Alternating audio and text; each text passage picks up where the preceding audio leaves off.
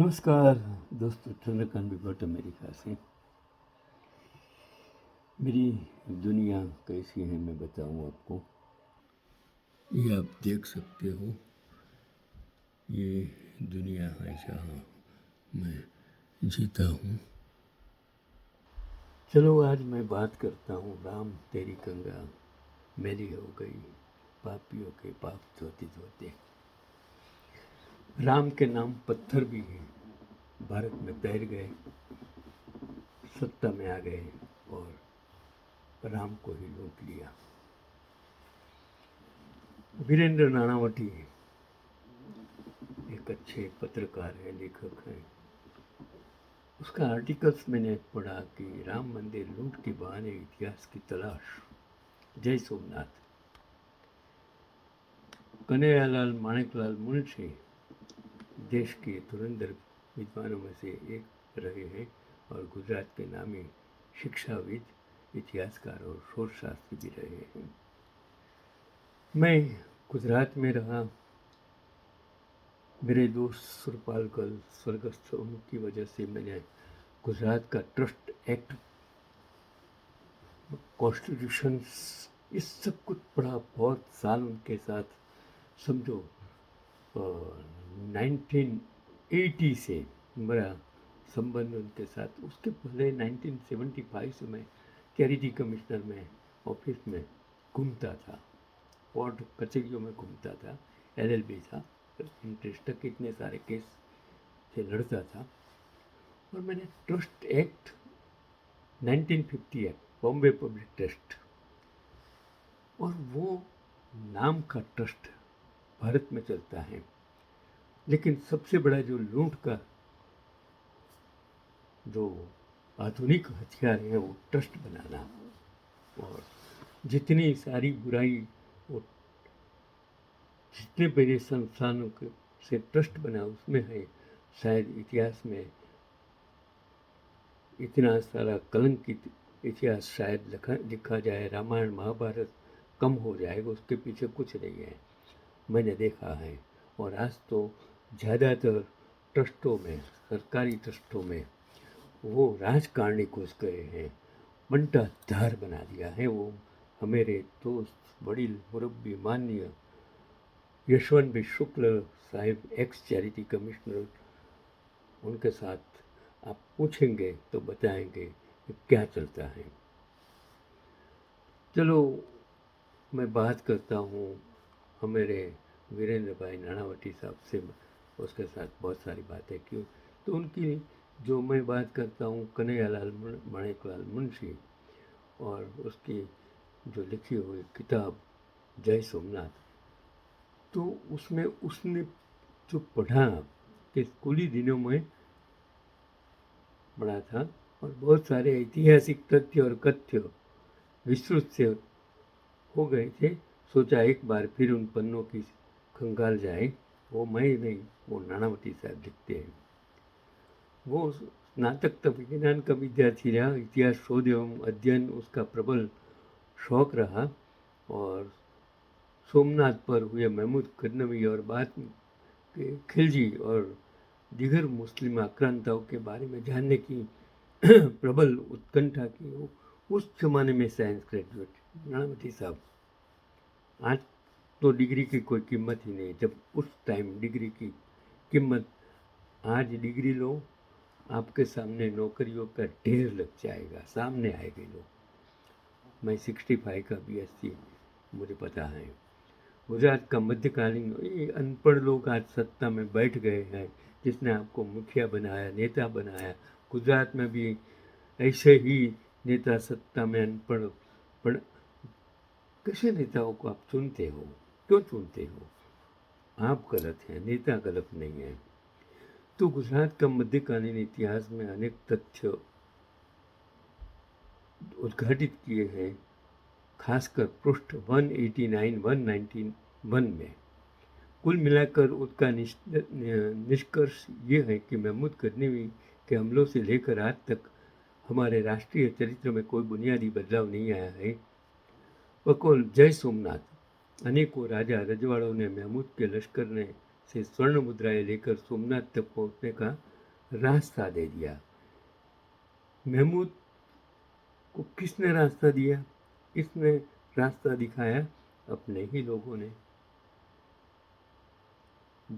गद्दार कौन है? अपने ही लोग हैं। और गाली किसको देते हो? मोहम्मद गजनवी को। जय सोमनाथ में पृष्ठ क्रमांक 78 से लेकर 98 तक उसमें सब कुछ इन ऐतिहासिक तथ्यों को रेखांकित किया गया है। लिखने वाले कौन हैं? कन्हैयालाल मुंशी।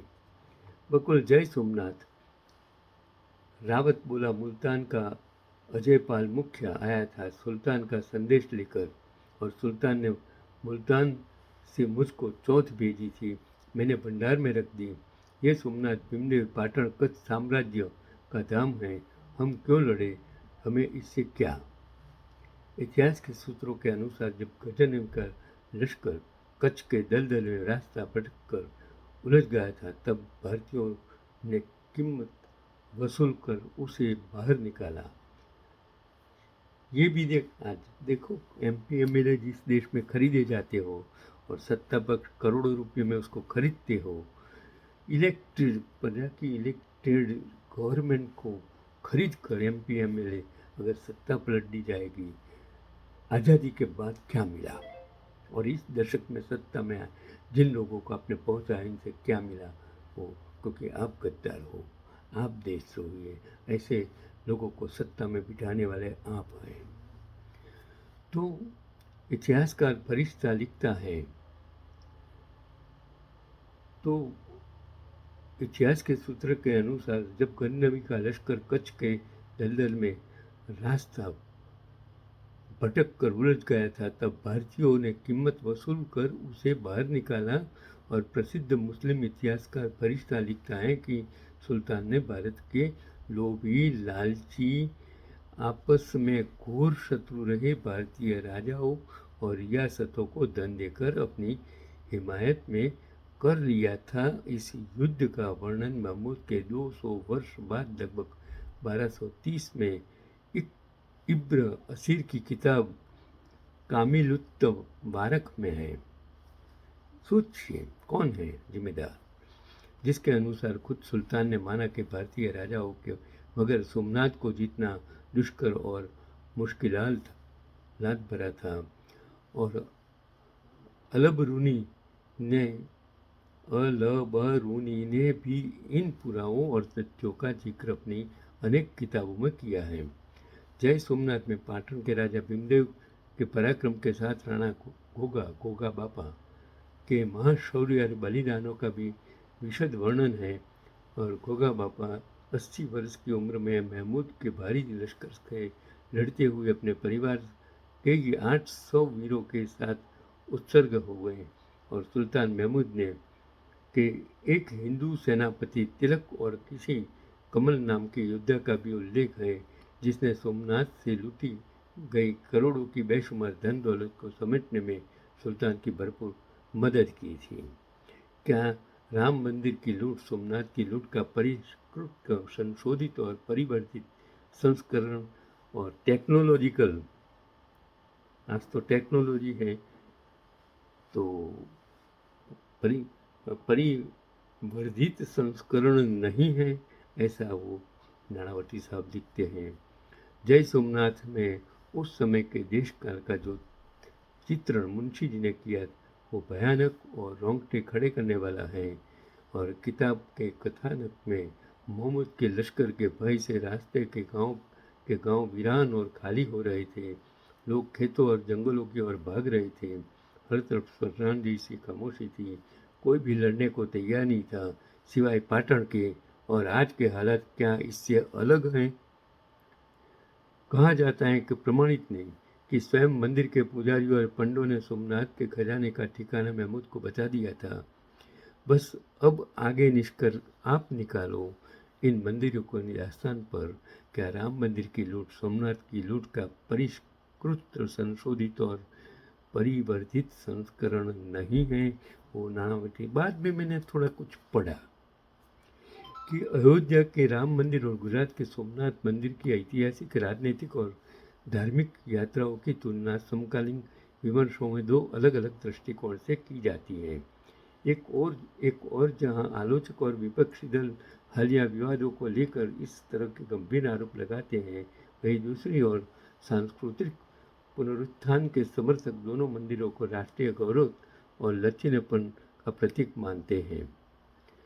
तो तर्क क्या है कि आरोप और विवाद, राजनीतिक विश्लेषकों, विपक्षी नेताओं और आलोचकों के द्वारा राम मंदिर के प्रबंधन और ट्रस्ट पर लगाए जाने वाले आरोपों के पीछे जो ये है कि वृत्तीय विसंगति का विपक्ष और कुछ सामाजिक कार्यकर्ताओं ने राम मंदिर ट्रस्ट पर जमीन खरीद, चंदे के प्रबंधन और हाल ही में मंदिर से जुड़ी बहुमूल्य वस्तुओं के रख रखाव में पारदर्शिता की कमी, चंदा चोरी की वृत्ति, हेरफेर के आरोप लगाए और गजनबी से तुलना का संदर्भ के राजनीतिक बयान में मोहम्मद गजनबी द्वारा सोमनाथ की ऐतिहासिक लूट का संदर्भ केवल यह रेखांकित करने के लिए कि गजनबी एक बाहरी हमलावर था, जबकि वर्तमान में लोकतांत्रिक व्यवस्था के भीतर कथित तौर पर अपारदर्शिता के माध्यम से आस्था के धन का दुरुपयोग किया जा रहा है।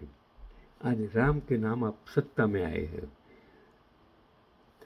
धर्म एक धंधा बना दिया है, बिजनेस बना दिया है, धर्म को सत्ता का एक माध्यम बना दिया है, क्योंकि लोग धर्मांध हैं, लोग अंधश्रद्धालु हैं, लोग अज्ञान हैं, और वही चीज़ आज दुनिया भर में आकर वही बिजनेस हमने दुनिया में धर्म के नाम, कोई भी धर्म हो उसमें हमने कर दिया है। हाँ, ये गुरुद्वारे में जो लंगर रखता है उसमें कभी कोई मूर्ति नहीं है, सिर्फ ग्रंथ है, और ग्रंथ की पूजा करते हैं, नहीं कि व्यक्ति की। जहाँ जहाँ व्यक्तियों की पूजा और व्यक्तियों के पत्थर की मूर्तियों में कंडार कर बिजनेस शुरू कर दिया, वहाँ धर्म की वजह से सत्ता, और सत्ता की वजह से लोगों को लूटने का एक हथियार बन गया है। तो यही चीज़ जो सभ्यतागत पुनरुत्थान समर्थकों के मानते हैं कि सोमनाथ और राम मंदिर दोनों ही विदेशी आक्रमणकर्ताओं द्वारा भारतीय संस्कृति पर किए गए ऐतिहासिक आघातों के प्रतीक थे। दोनों का पुनर्निर्माण किसी प्रकार की लूट नहीं, बल्कि खोए हुए सांस्कृतिक गौरव को वापस पाने का साझा प्रयास है। लेकिन सोमनाथ मंदिर का जीर्णोद्धार आज़ादी के बाद कैबिनेट के प्रस्ताव और सरदार वल्लभ भाई पटेल के प्रयासों से हुआ था। वही अयोध्या का राम मंदिर पूरी तरह से भारत की सर्वोच्च अदालत सुप्रीम कोर्ट के सर्वसम्मत फैसले और एक वैध सरकारी ट्रस्ट के माध्यम से बनाया गया है। इसलिए इसे किसी भी प्रकार की अवैधिक गतिविधि से जोड़ना और गतिविधि करना वो भारत के लिए गलत है। इतिहास की हिंसक लूट और आधुनिक लोकतंत्र के भीतर जवाबदेही और वो जवाबदेही में एक धार्मिक स्थल को लूटना, धार्मिक स्थल का दुरुपयोग करना, राम के नाम दुरुपयोग करके सत्ता प्राप्त करना, वो गलत है। और इनके जिम्मेदार 140 करोड़ की प्रजा है, आप हैं। अगर आप भी नहीं सोचेंगे, क्योंकि शिक्षा का महत्व आप नहीं समझेंगे, जब तक अनपढ़ नेताओं को सत्ता में लाएंगे तो देश का बुरा हाल होने वाला है। ये मैं आपको मतलब आगाह करता हूँ, बाकी आप पर छोड़ देता हूँ। मैं तो एनआरआई हूँ, लेकिन हिंदुस्तानी हूँ। हिंदुस्तान में जन्मा, भारत में कर्मभूमि थी, और उसका अनाज मेरे पेट में है, इसके लिए आपको आगाह करता हूँ। यही आज का पैगाम।